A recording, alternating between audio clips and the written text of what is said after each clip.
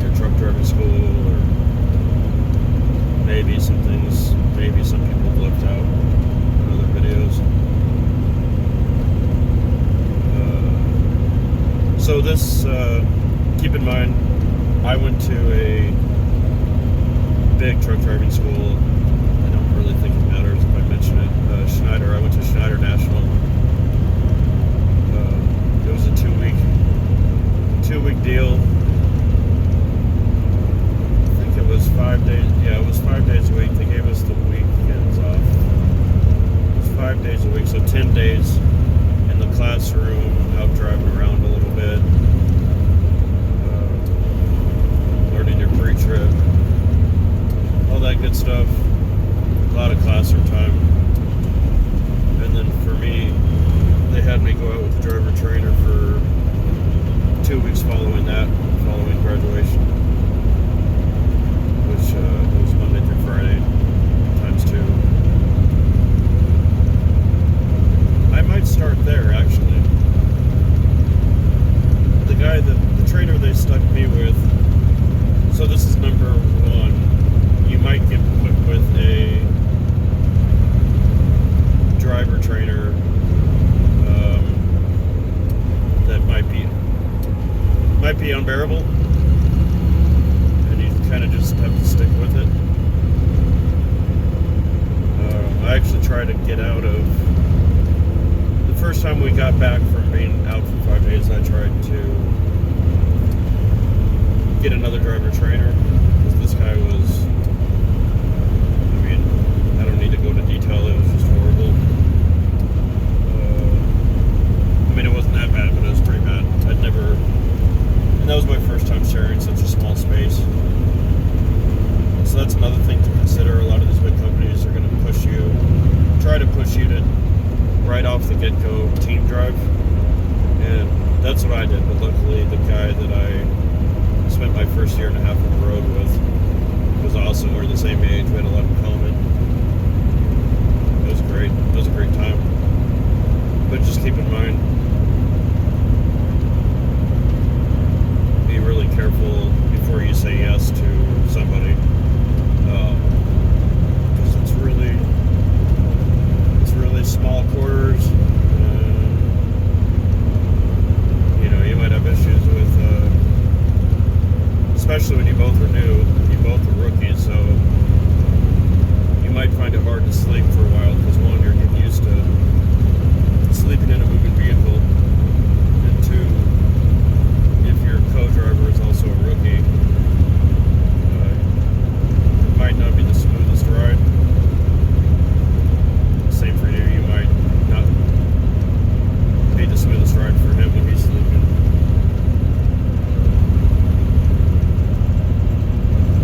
It's kind of just it's a really odd experience, especially if you don't know the person that well, or you don't click that well, or you have different habits, the other person stinks.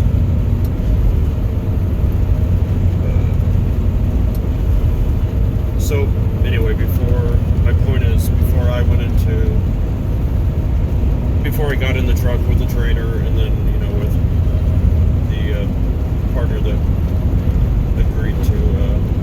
we agreed to give it a try. I hadn't really thought about any of that stuff. I don't know why. I think I was so excited about just getting in a truck and making some good money that I didn't think about lots of things, and that was one of the first things. I didn't think about what it would be like to literally live 24/7 with another person that probably just met. After my first year and a half, I was on contract.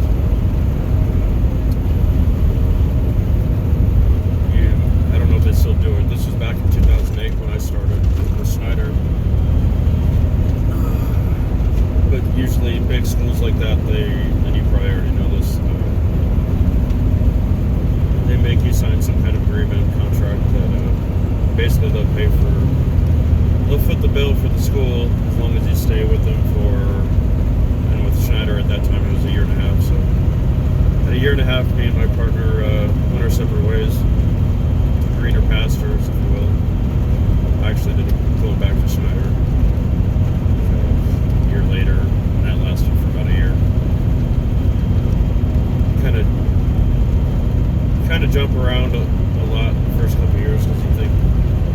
start to realize, the rules of the game and how things really go. And as you gain that experience, and it's easier to get jobs, you always think the grass is always greener because this company pays 2 cents more or 4 or 5 cents more a mile, but you don't look into anything else like how well their equipment's maintained or company rules or all kinds of stuff. So number one was if you're just getting into it, you're going to a big school like I did.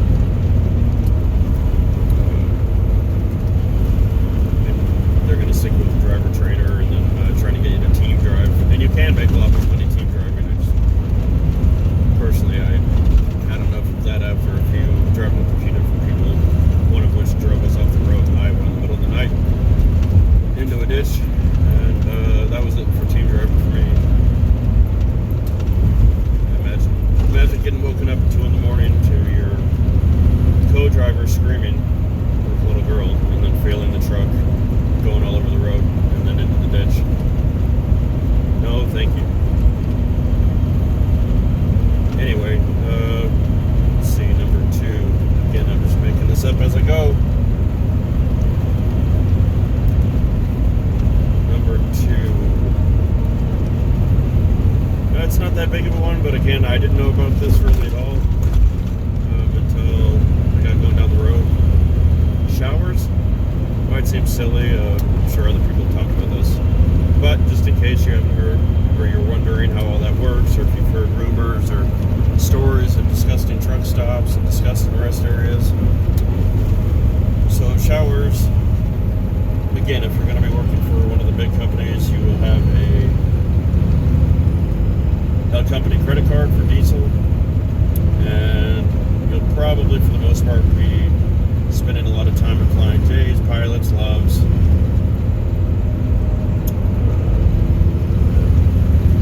Town Pumps. Yeah.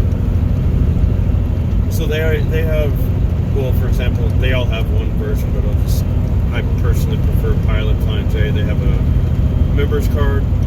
Got to go in and ask for it. It's free. They take down your phone number and I think maybe email. Nothing crazy. It doesn't cost nothing. They get you all set up on the points card, Pilot Flying J. Anyway, every time you fuel up, you swipe your card out of the pump, and you earn points and you earn showers. And no one told me about the points either. I didn't figure that out until maybe a few months down the road that I was missing out on free money. I think it's 1 point for every, I might screw this up, I don't know. 1 point for 50 gallons or 100 gallons. I don't know. It doesn't seem like a lot, but the points add up real quick, and you can use those points for basically anything in the store except tobacco, alcohol, so food, supplies. And just to give you an example, I pump probably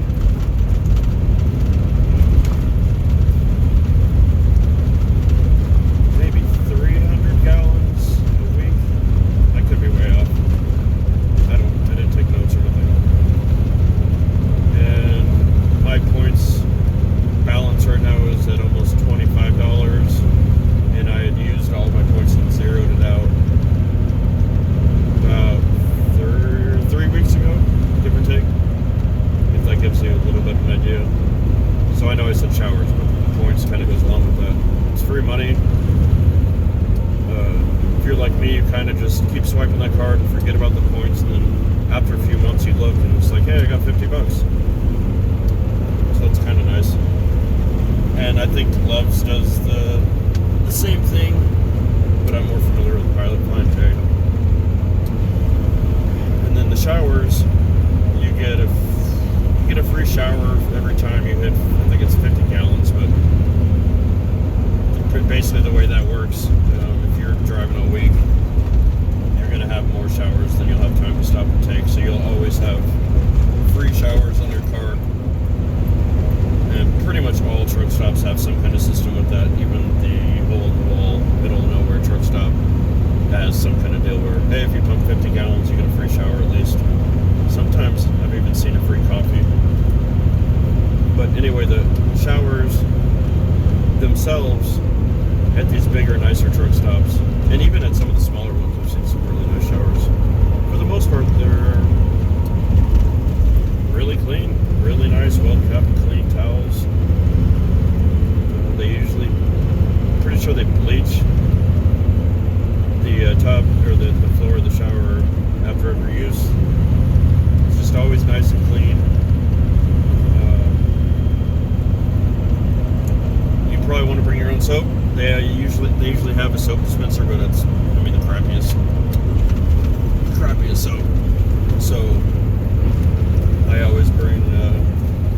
shampoo, my own soap, whatever I need. It's a fairly large room that you get to yourself. There's no time limit. I mean, you probably don't want to sleep in there or spend the whole night, but you take your time if you have time. You don't got to worry about someone knocking on the door. You got a toilet that's clean, a mirror, sink, everything, shower. Pro tip, I would buy a pair of crappy cheap flip-flops at Walmart and wear those plastic flip-flops in the showers, just in case. I've heard stories. Luckily, I've always worn flip-flops for 12 years now in those showers. I've heard stories of truckers getting whatever those foot funguses are, and if the kid making minimum wage that's cleaning the showers is having a bad day or feeling extra lazy, they might not be completely cleaning everything that they're supposed to, even though it'll still look nice in there. And God knows what truckers do in there in the shower. Sure quite a few pee and God knows what else. So I would get those flip-flops. And a few times I forgot my flip-flops, so I just took one of the extra small towels they give you and I put that on the floor. It sounds weird, but you just leave all the towels on the floor and someone else comes and gets them. So that's number 2, showers, and the points.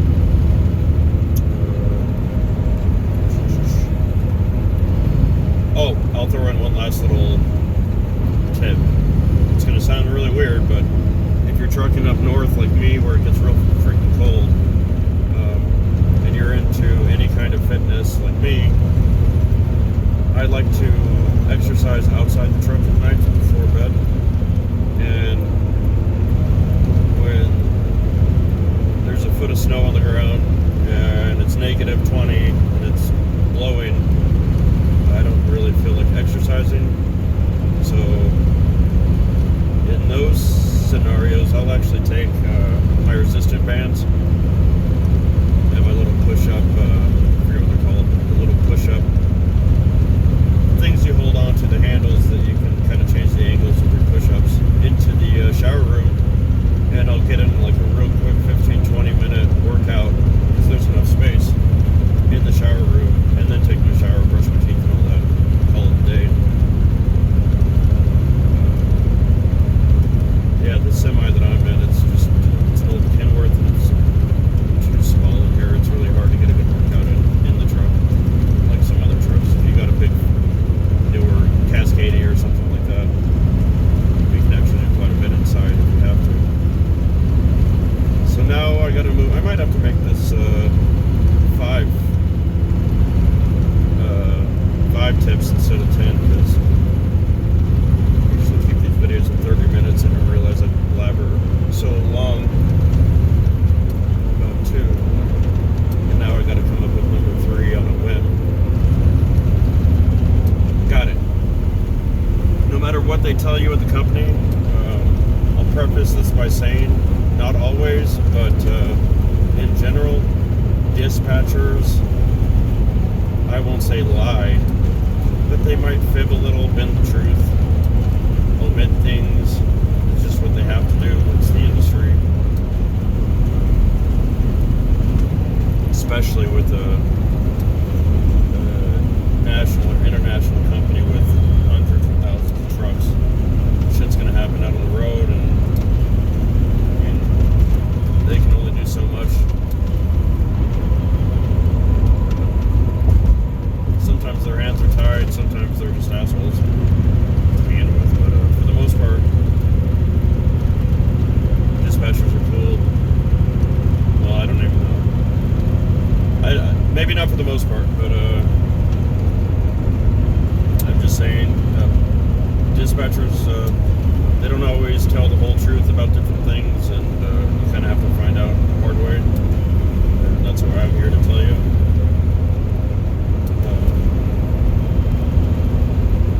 So anyway, your driver manager, the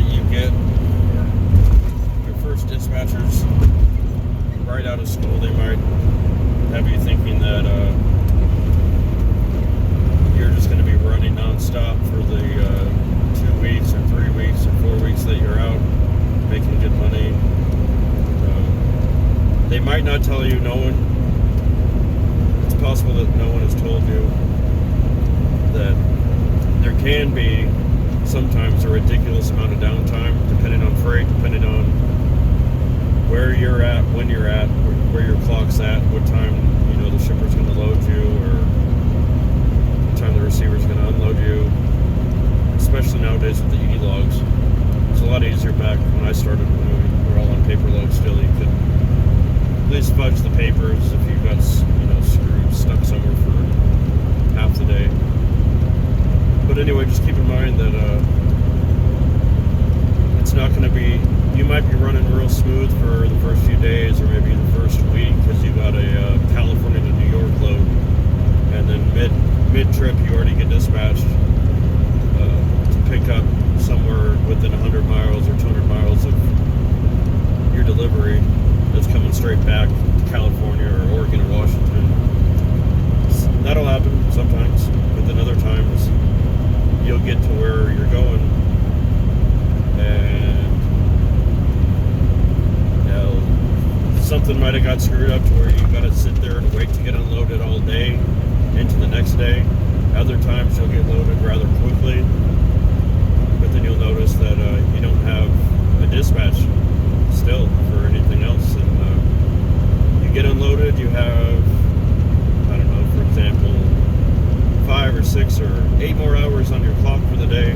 You get excited, you call dispatch, say, hey, I'm all done, what do you got for me?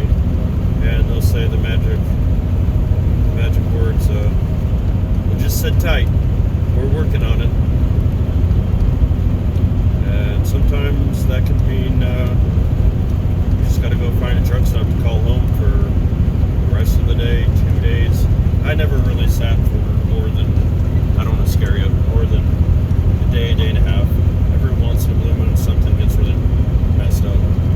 You might be sitting for freaking 2 days. Get your 34-hour reset while you're out on the freaking road. But those are all things that no one had really explained to me before. So as I found out about the way the road and the industry really works, I had quite a few disappointments. And sometimes it becomes disheartening because you put a lot of time and work into this venture, and people didn't explain all the ins and outs, the pros, the cons. And it's really hard when you're sitting in another state, not making any money. Sometimes the company will pay you. I forget what they call it because it's been so long since I worked for a big company. Sometimes they'll pay you, I can't think of the word, some kind of extra pay for having to be stuck there, but it's never that much, and it still doesn't make it worth it. So you're just kind of sitting there sometimes in the middle of nowhere, watching movie after movie, spending all that money that they are paying you just to keep yourself occupied in the truck because you're bored as hell. So you're spending all your money at the truck stops sometimes, and you're thinking, man, I'd much rather be spending this time at home with my family, but here I am stuck in the middle of freaking nowhere, not really making any money. I'm anxious because I don't know when that computer's going to beep. And so that's kind of a big one, just to know before you go in. I wouldn't say that's a reason to not try trucking out. I feel like if you know that beforehand, it might be better for when that day does come, because it will come, that you just feel like you're being jerked around, and you just feel marooned. You want to move, but you can't. And then one last thing with that, when that kind of thing happens, especially nowadays with these electronic logs, you might be, that whole week you might have gotten into somewhat of a schedule where, maybe you're lucky and you're able to, for the most part, wake up in the morning at dawn or whatever, drive the whole day, and then keep somewhat of a natural sleep cycle rhythm. And then on these days they get all screwed up, whenever they do get you a load, there's a good chance it's just going to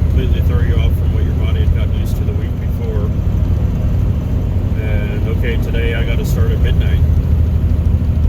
Well, wait a minute. I've been up since 6 this morning, waiting and waiting and waiting. I'd gotten a full night's sleep the night before, so it's not like I can just be like, oh, I might get a load at midnight, so I should try to, be asleep by 3 or 4 p.m.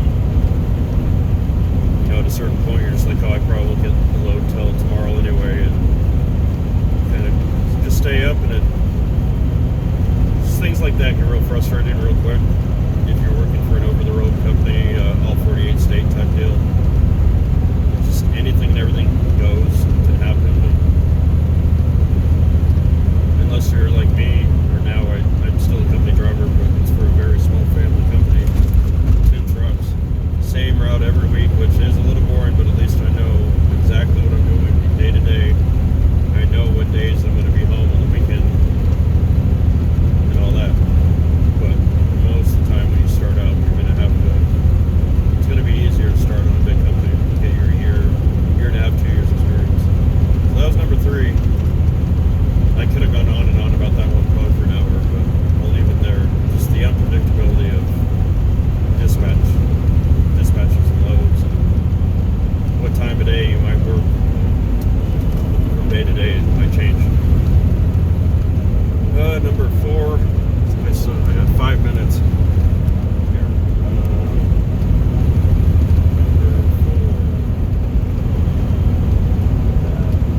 Bear with me for a second if you're still listening. Oh, and I should take this moment, if you are still listening, if you'd be so kind to subscribe if you found any value in my monotone voice explaining trucking for workies, and hit that bell. Appreciate it.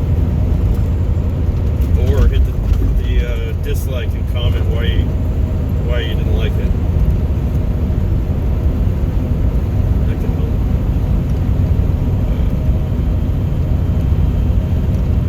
Let's see. Number 4.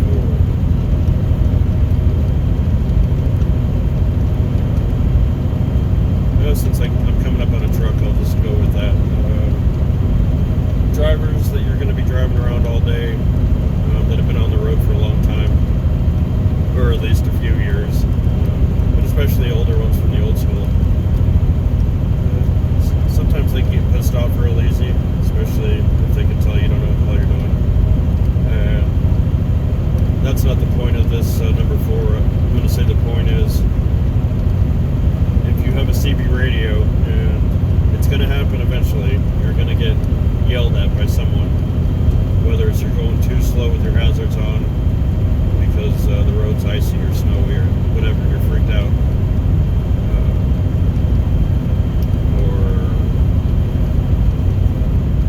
or any number of things. It'll take me too long to come up with all the reasons why older truckers get pissed off at everyone else all the time. Just turn your radio off and don't take it to heart, especially your first times driving on crappy roads. You go as slow as you need to, you put your hazards on. I mean, within reason. If you can't keep it above, some states by law it's 40, but if you can't keep it above, and I'm talking if the road's really, really shitty, if you can't keep it above 25, low end, someone will probably say something for that. But then it might be time to find a rest area, find a truck stop, call it a night. No big deal. You'd rather be safe and getting home than not getting home. But yeah, just keep that in mind when you're new. You're going to learn real quick, especially if you have a radio. That there's some grumpy drivers out there. Some of them, I think, forget that we all had to start somewhere.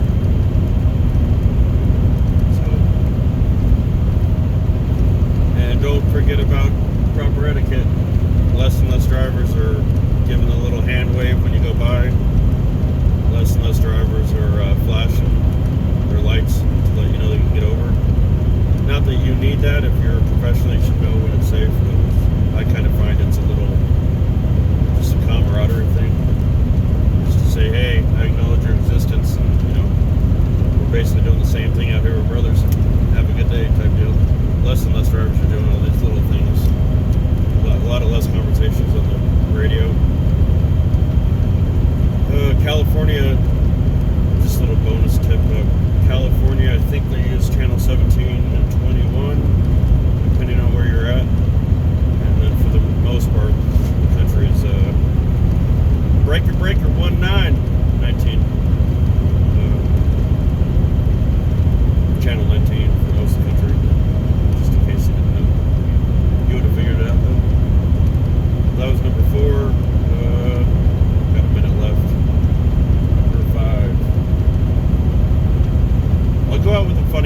And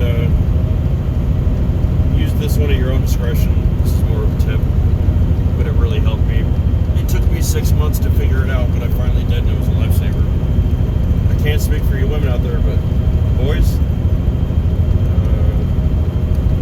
if you can learn to safely, and this is at your own discretion, I'm not telling you to do this, if you can learn to safely pee in a bottle, I may or may not use a Gatorade bottle.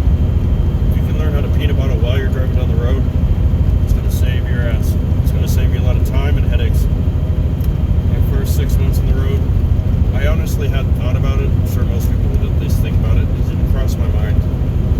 I just thought I have to pee, I have to find a bathroom, or I have to find an off-ramp to pull off and pee on the road or whatever. But so many times when I was on the East Coast or LA or some big city type place where it's really hard to find parking, it's really not truck friendly. There's a few nights where I panicked and got off, not knowing where I was going. I need to find somewhere to pee or somewhere to go number 2. That's even worse. And yeah, you can get yourself in some scary situations or spots where you got to back up a mile or whatnot. So if you can learn how to pee in a bottle while you're driving, oh my God, it'll make a big difference for you. We're at 31 minutes just about, so I think I'm going to try to come up with a more detailed list for next time of things to expect.